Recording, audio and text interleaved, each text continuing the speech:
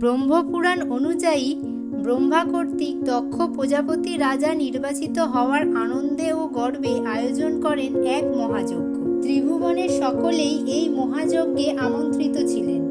শুধুমাত্র কন্যা সতী ও জামাতা শিব ছিলেন নিমন্ত্রণের বাইরে। বিনা নিমন্ত্রণেই সতী উপস্থিত হন যজ্ঞস্থলে। সেখানে পিতার মুখে পতি শিবের নিন্দেবাণী ও কটূক্তি শুনে ক্রোধে ও ক্ষোভে সতী দেহত্যাগ করেছিলেন। সতীর দেহত্যাগের সংবাদ পেয়ে ক্রোধে উন্মুক্ত হয়ে শিব তার নিজ অনুগামীদের নিয়ে দক্ষযজ্ঞ লণ্ডভণ্ড করেন এবং সতীর নিথর দেহ নিজের কাঁধে তুলে নিয়ে প্রলয় নৃত্য শুরু করেন। এই নৃত্যের কারণে জগৎ ধ্বংস হওয়ার উপক্রম হলে জগৎপালক বিষ্ণু তার নিজ সুদর্শন চক্র দ্বারা দেবী সতীর দেহ ছিন্ন বিচ্ছিন্ন করে দেন। সেই খণ্ডিত দেহ যে যে স্থানে পতিত হয়েছিল সেখানেই গড়ে ওঠে এক একটি শক্তিপীঠ। দেবী সতীর দেহ 51টি খণ্ডে বিভক্ত হয়ে 51টি স্থানে পড়ে এবং পরবর্তীতে এগুলি হয় পবিত্র তীর্থস্থান। এরকমই একটি শক্তিপীঠ হল কালমাধব শক্তিপীঠ। এই সমস্ত বিষয় নিয়ে আলোচনা করব এই পর্বে। নমস্কার বন্ধুরা, আমি শর্মিলা আর আপনারা দেখছেন আদি ধর্মকথা। ভারতের মধ্যপ্রদেশের অমরকণ্টকে সোন নদীর তীরে পাহাড়ের এক গুহার ভিতরে কালমাধব শক্তিপীঠ অবস্থিত। এখানে দেবীর বাম নিতম্ব পতিত হয়েছে। এই পীঠের অধিষ্ঠাত্রী দেবীর নাম কালী এবং পীঠরক্ষক ভৈরবের নাম অসিতাঙ্গ। লোকবিশ্বাস অনুসারে শক্তিপীঠ নামাঙ্কিত তীর্থগুলিতে দেবী দাক্ষায়ণী সতী দেবীর নানান অঙ্গ প্রস্তরীভূত অবস্থায় রক্ষিত রয়েছে বলে মনে করা হয়।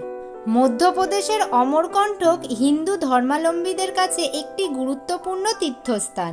এখানে অবস্থিত দুটি সতীপীঠের মধ্যে কালমাধব শক্তিপীঠটি সতীর তুলনামূলকভাবে কম পরিচিতি প্রাপ্ত। নর্মদা নদীর তীরে এই শক্তিপীঠ তন্ত্র সাধনার জন্য প্রসিদ্ধ। অমরকণ্টক থেকেই উৎপত্তি হয়েছে নর্মদা মহানদী ও সোন নদী।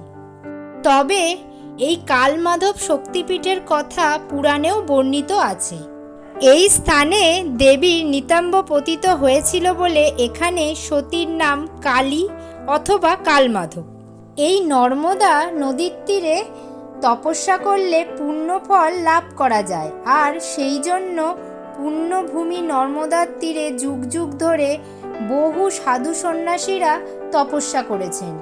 অমরকণ্টকে সেই জন্য একদিকে শৈবপীঠ, তন্ত্রপীঠ এবং অঘোরপীঠ গড়ে উঠেছে।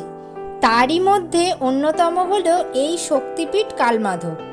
আবার অনেকে মনে করেন যে সোন নদীর তীরে পাহাড়ের গুহায় এই মন্দির অবস্থিত। ঠিক অনুরূপভাবে অন্য মতান্তরে অনেকে মনে করেন পুরীর মন্দিরের থেকে একটু কাছেই কালমাধব শক্তিপীঠের অবস্থান। নর্মদা মায়ের বিগ্রহই প্রাচীনকালে পীঠদেবী কালী রূপেই পূজিত হতেন, কেননা আজও মন্দিরের পাথরের তৈরি ভৈরবী যন্ত্র বিদ্যমান। এছাড়াও দেবীর বিগ্রহের দুপাশে জয়া ও বিজয়ার মূর্তি আজও প্রতিষ্ঠিত। তবে মায়ের পূজারীদের মতে শোনা যায় যে আজও নর্মদা মায়ের পুজো ও ধ্যানমন্ত্র চামুণ্ডার বিধিমতে হয়ে থাকে। কালমাধব শক্তিপীঠটি অমরকণ্টকের বর্তমানে বিখ্যাত নর্মদা মন্দির। এছাড়া এখানে স্বয়ংভূ শিব হিসাবে অমরকণ্ঠেশ্বর, পাতালেশ্বর, জলেশ্বর প্রভৃতি শিবলিঙ্গগুলো খুবই প্রাচীন।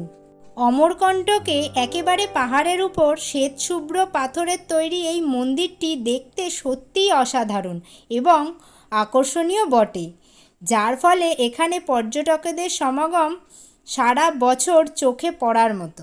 ভিডিওটা ভালো লাগলে লাইক ও শেয়ার করবেন এবং সাবস্ক্রাইব করে আমার চ্যানেলের সঙ্গে থাকবেন।